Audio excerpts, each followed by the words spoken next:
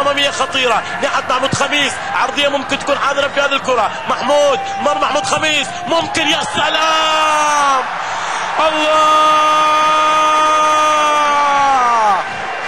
الله الله الله يا أصحاب السعادة.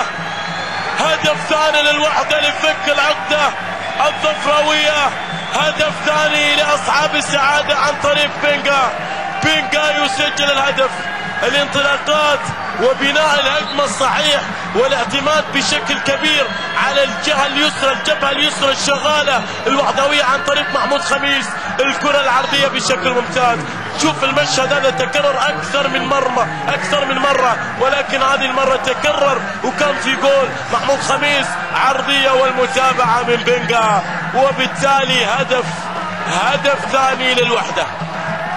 الوحدة يسجل هدف ثاني وبالتالي يتقدم على الظفرة بعد عدة محاولات وحدوية شاهدناها.